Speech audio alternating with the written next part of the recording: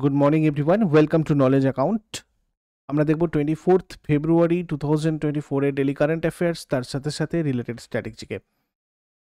আজকে যেহেতু সোমবার, তোমাদের সকাল 6টায় কারেন্ট অ্যাফেয়ার্সের পর ম্যাথের ক্লাস হবে 9টায়, 9:45-এ কেএস স্টাডিতে ইংরাজি ক্লাস, তারপরে ডাব্লিউবিপি, কেপি, পিওয়াইকিউ অ্যানালিসিস, সেটা তোমাদের 10:30টায়।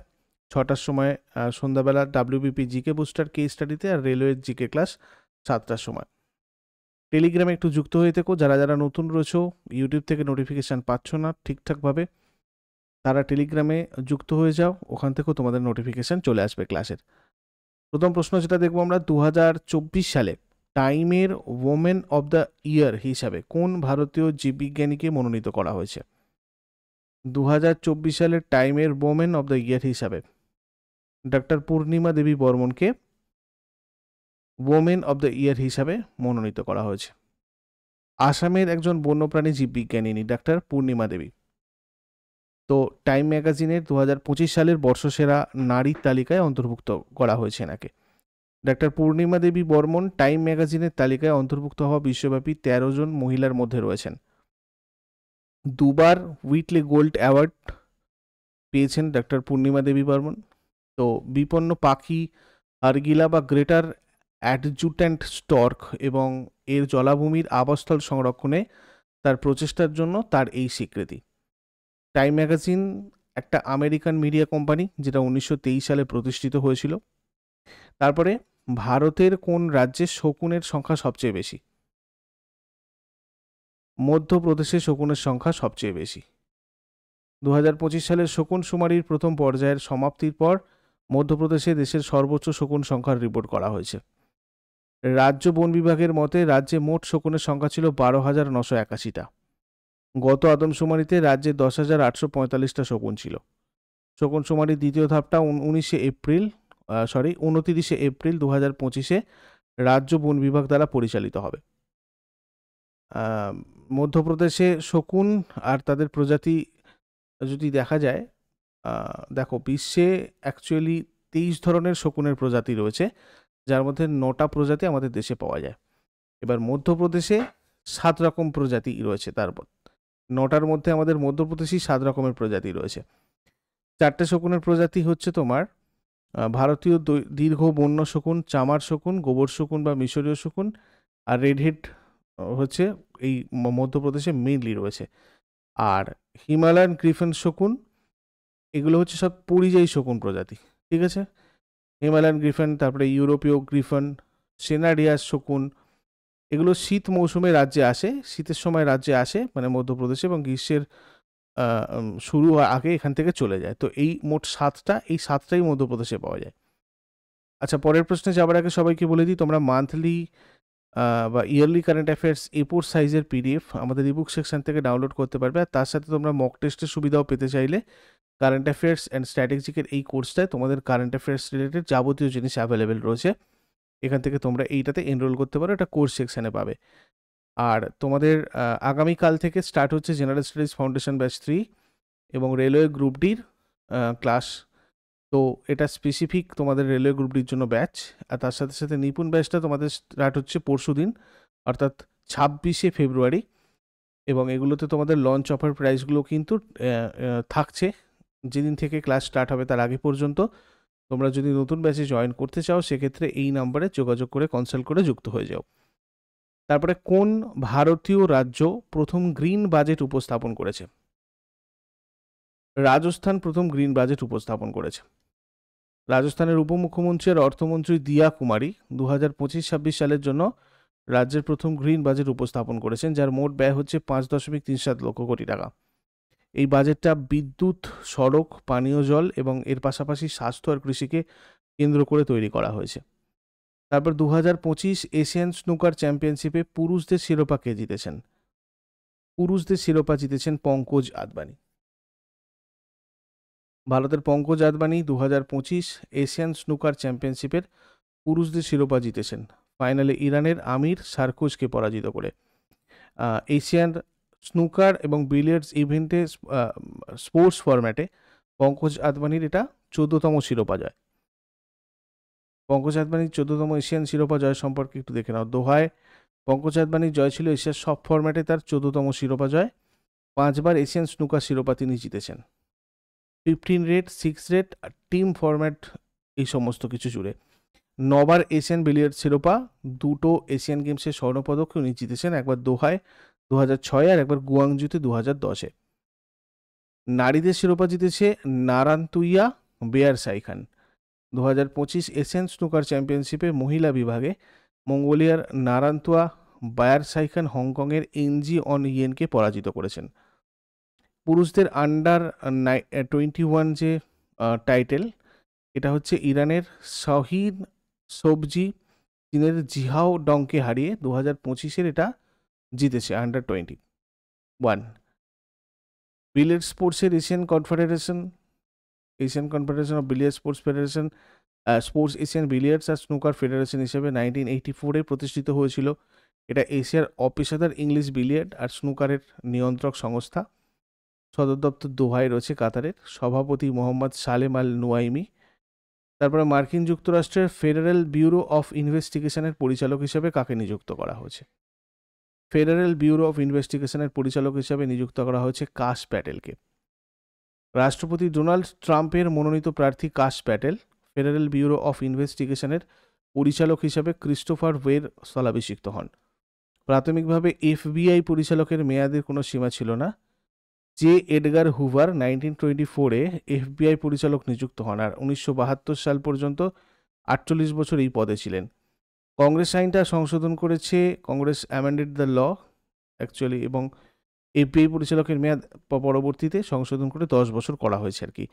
তো কাশ প্যাটেল 2035 সাল পর্যন্ত মানে 10 বছর অফিসে থাকতে পারবেন। আর রাষ্ট্রপতি যে কোনো সময় এফবিআই পরিচালককে বরখাস্ত করতে পারে নতুন সংশোধনী অনুযায়ী।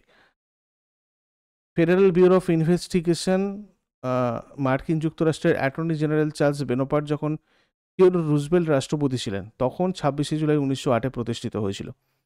এফবিআই মার্কিন বিচার বিভাগের তদন্তকারী শাখা। এটা মার্কিন সরকারের প্রধান আইন প্রয়োগকারী সংস্থা। এর হেডকোয়ার্টার ওয়াশিংটন ডিসিতে রয়েছে।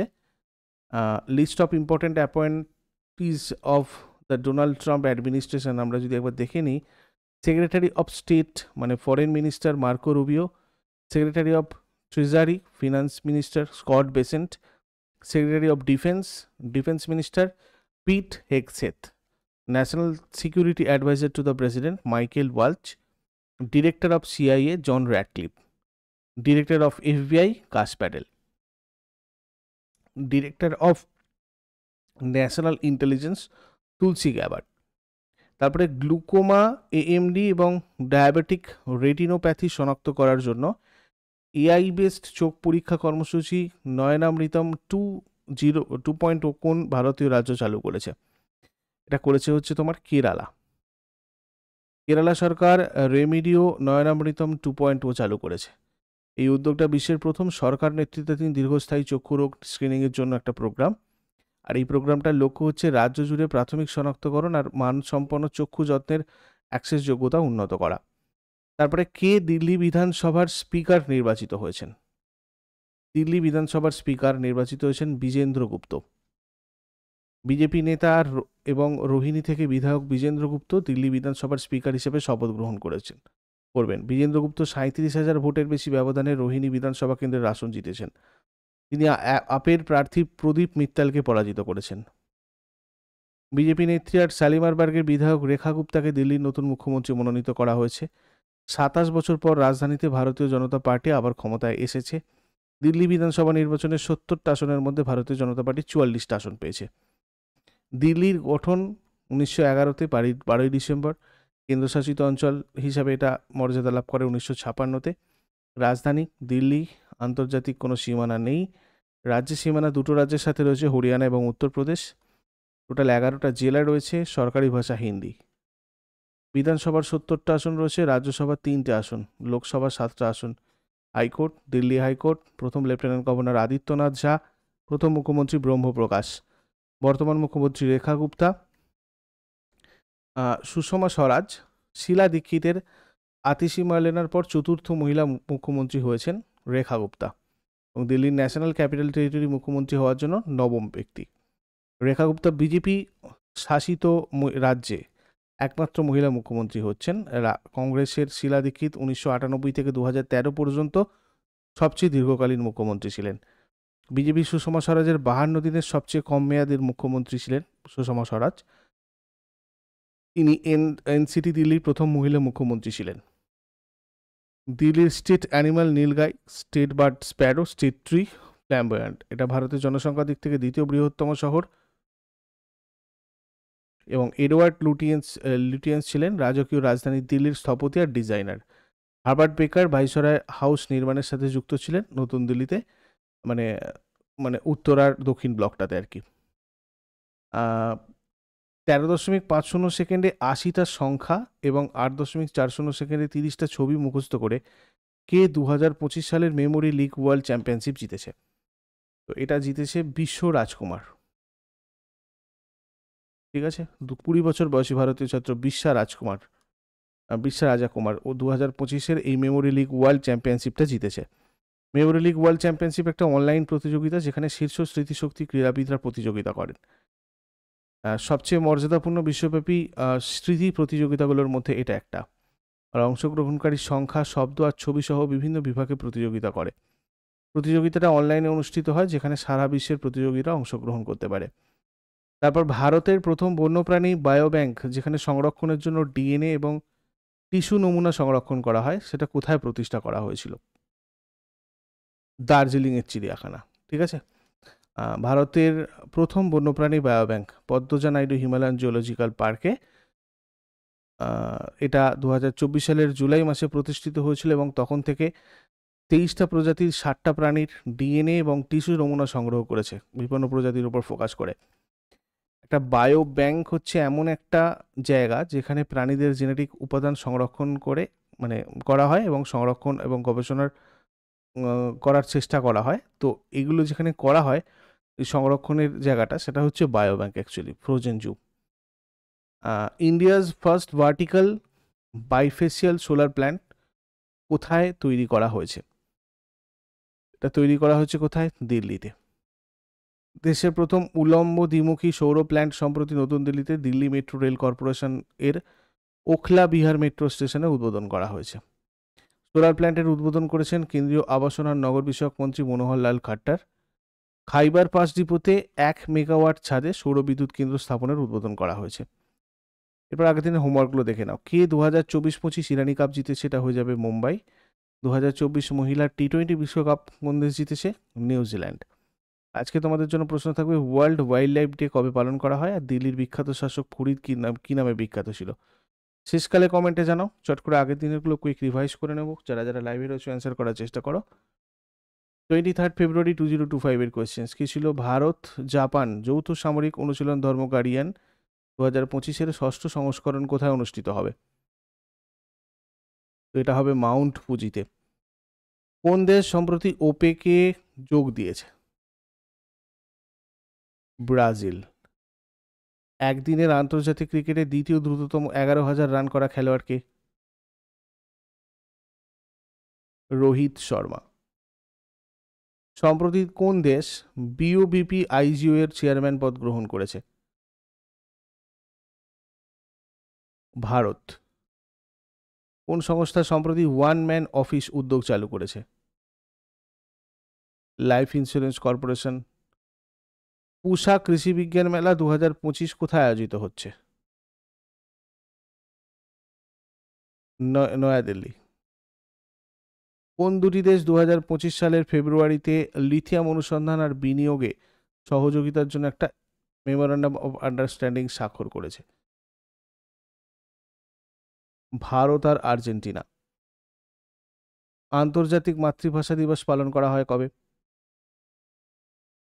21 ফেব্রুয়ারি। মেয়াদোত্তীর্ণ আর অব্যবহৃত ওষুধ সংগ্রহ আর নিষ্পত্তি করার জন্য কেরালা সরকারের উদ্যোগের নাম কি? N proud. কোনো ব্যক্তি বর্তমানে ভারতের প্রধান অর্থনৈতিক উপদেষ্টা যার মেয়াদ 2027 সালের মার্চ পর্যন্ত বর্ধিত হয়েছে? ভি অনন্ত নাগেশ্বরন। কেন্দ্রীয় জনবল পরিকল্পনার অধীনে ব্যয় বিভাগে উপসচিব হিসেবে কাকে নিযুক্ত করা হয়েছে? মৃত্যুঞ্জয় শ্রীকান্তন। এগুলো ছিল তোমাদের আগের দিনের প্রশ্ন। ইউজফুল বলে মনে হলে লাইক করো, শেয়ার করো, কমেন্ট বক্সে ফিডব্যাক জানাও।